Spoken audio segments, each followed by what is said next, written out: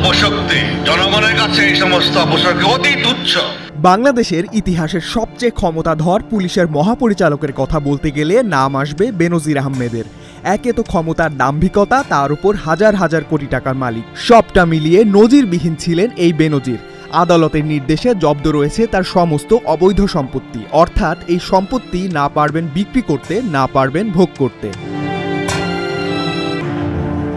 সম্প্রতি সংযুক্ত আমিরাতের দুবাইয়ে গ্রেপ্তার হয়েছেন এই কুখ্যাত পুলিশের সাবেক মহাপরিদর্শক। তাকে দ্রুত দেশে ফিরিয়ে আনার জোর প্রস্তুতি চলছে বলেও জানিয়েছেন স্বরাষ্ট্রমন্ত্রী।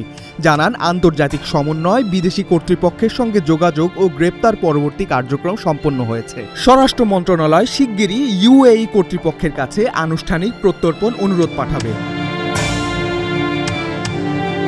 বিভিন্ন সূত্র থেকে পাওয়া খবর অনুযায়ী গোপালগঞ্জে বেনজির ও তার পরিবারের আছে কোটি কোটি টাকার সম্পত্তি। এছাড়া বহুল আলোচিত সাভানা এগ্রোর নামে রয়েছে কোটি টাকার সম্পত্তি। এখানেই শেষ নেই, বেনজিরের স্ত্রী ও সন্তানদের নামে রয়েছে ২৭টি ব্যাংকে ৩৩টি অ্যাকাউন্ট। এসব অ্যাকাউন্ট আদালতের নির্দেশে ফ্রিজ করা রয়েছে।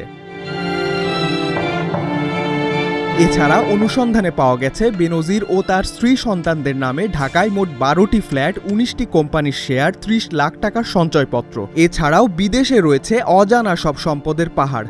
সব মিলিয়ে হাজার হাজার কোটি টাকার মালিক সাবেক এই পুলিশ কর্মকর্তা।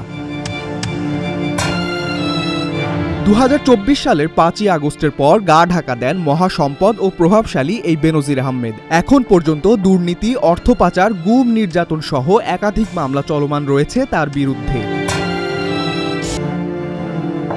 দুর্নীতি ও অর্থ পাচারের অভিযোগ প্রমাণিত হলে পুলিশের সাবেক মহাপরিদর্শক বেনজির আহমেদের সর্বোচ্চ ১২ বছরের কারাদণ্ড হতে পারে। অন্যদিকে গুম বা বিচার বহির্ভূত হত্যার অভিযোগ প্রমাণিত হলে দণ্ডবিধি অনুযায়ী তার যাবজ্জীবন কারাদণ্ড, এমনকি মৃত্যুদণ্ড পর্যন্ত হওয়ার আইনি বিধান রয়েছে। ডেস্ক রিপোর্ট, আজকের পত্রিকা।